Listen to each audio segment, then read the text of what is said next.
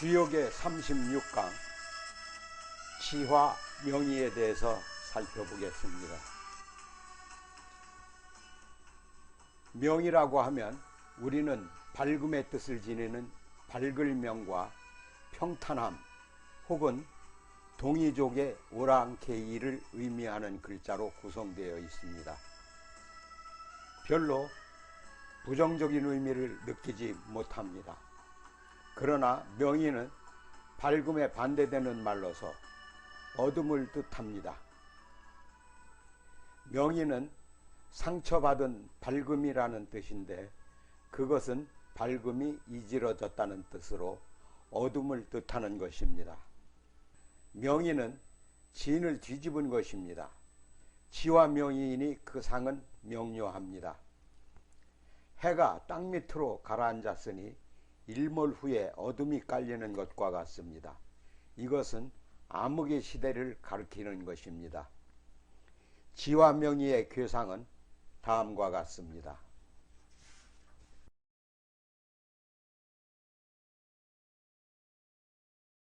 명의의 궤는 해가 지하로 들어가 버렸기 때문에 밤의 상입니다.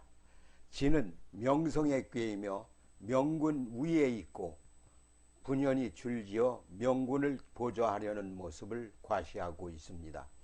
그러나 명의는 암흑의 궤이며 암군 위에 있고 아래에 있는 군연에 상처받는 궤입니다.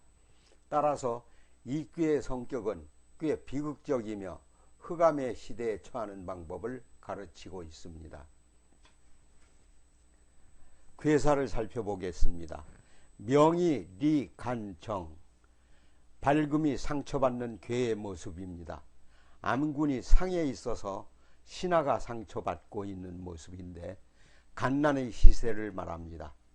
이 갓난의 시세에 대하여 정의롭게 물음을 던지며 헤쳐나가면 반드시 이로움이 있습니다. 효사를 살펴보겠습니다.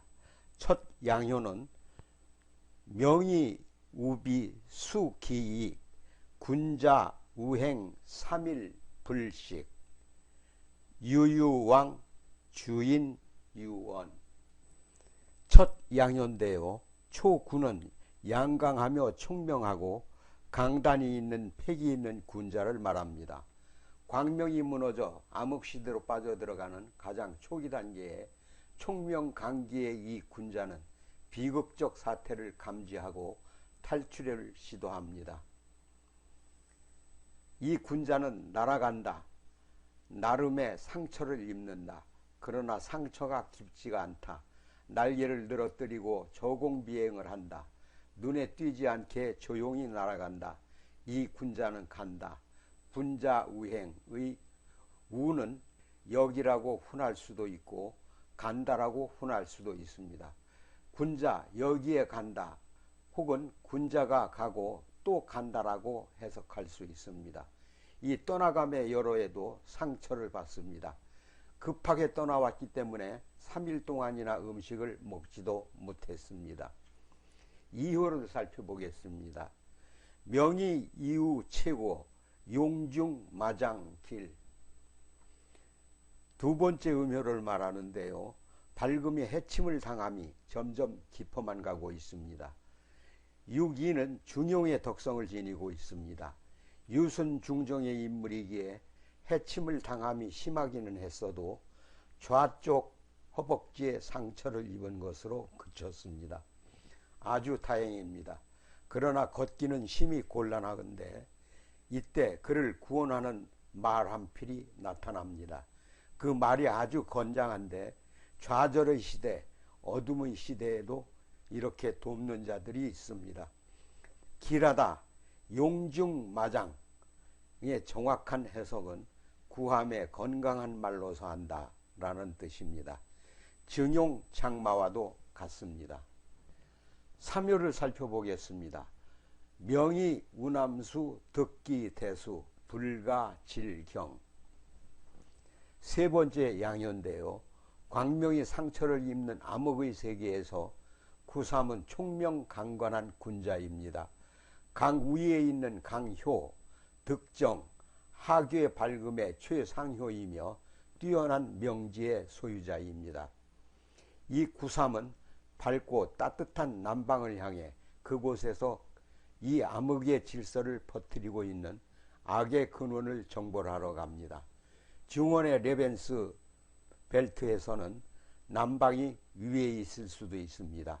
남수의 목적은 그 흉악한 괴수를 잡아 처단하는 것입니다.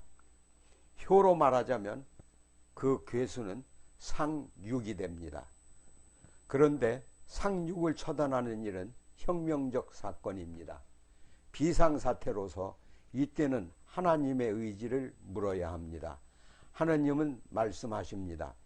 함부로 속단하여 질속하게 처단하면 안 된다. 혁명은 더 이상 방치할 수 없다는 최후 마지노선까지 왔을 때 결행해야만 성공률이 높다. 혁명은 온 민중의 갈망이 모아지는 카이로스를 타야 하는 것이다. 혁명가의 개인적인 판단으로 쉽게 거사할 수 없다. 혁명은 갈아치움을 필연으로 만드는 부득이의 기운을 타야 한다. 사효를 살펴보겠습니다. 이부 좌복, 횡명이지심, 우출문정. 네 번째 음요인데요. 밝음이 점점 이지러져 암흑으로 가는 과정을 말하고 있습니다. 암흑의 세상을 만들어내고 있는 그 장본인은 이 명의궤에서의 상육을 말합니다. 맨 꼭대기에 상육을 제외한 그 아래의 다섯 효는 모두 암흑을 저지하려고 노력하는 군자들입니다. 육사는 상육의 속마음의 왼쪽으로 들어갑니다. 이부 좌복이라는 표현은 오른쪽에 비하여 왼쪽은 사람이 잘 안 쓰기 때문에 궁벽하고 은벽하게 쉽게 접근할 수 있는 통로를 확보했다는 뜻이 됩니다. 그렇게 은밀하게 사귀어 상육의 마음을 사로잡는다는 뜻입니다. 이 점을 쳐서 효사를 만나는 사람은 상대방의 내면을 파악하여 그 본심을 헤아려야 합니다. 이득이 될 일이 하나도 없다는 판단에 이르게 되면 깨끗하게 그를 버리고 떠나야 합니다. 우물쭈물하는 것이 재난을 만나는 길입니다. 오효를 살펴보겠습니다. 기자 지명이 리정, 다섯 번째 음효를 말하는데요. 명의궤의 특징 중에 하나가 제5위가 천재의 위가 아니라는 것입니다. 천자의 위를 제6의 상으로 규정하고 있는데 보통은 제6위의 무의효로서 지나치고 실권이 없는 자리입니다. 그러나 명의의 제6위는 실권이 있고 위가 있는 군주입니다. 왜 6위에 그런 군주위를 설정하였을까? 궤 전체가 명의, 즉 밝음의 해침, 즉 암흑의 궤이기 때문에 군주는 5위에 앉아 있을 수가 없습니다. 국가 사회를 파멸시키는 인물이기 때문에 제5위에 앉을 수 없고 지나침의 극치인 제6위에 앉아 있을 수밖에 없는 것입니다. 제5위의 음효는 상육에 가장 가까이 있는 측근의 현자입니다. 6효를 살펴보겠습니다. 맨 꼭대기의 음효를 말하는데 불명회, 초등우천, 후입우지. 상육은 천자를 상징합니다.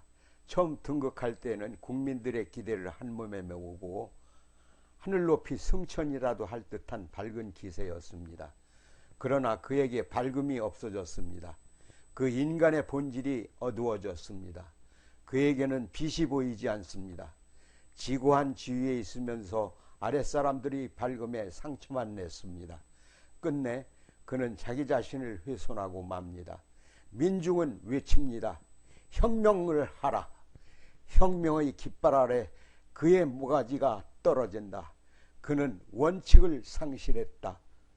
그의 시신은 반드시 땅속으로 들어가야 한다. 오늘날 우리의 정세를 보는 것 같아서 마음이 한편으로 찐합니다.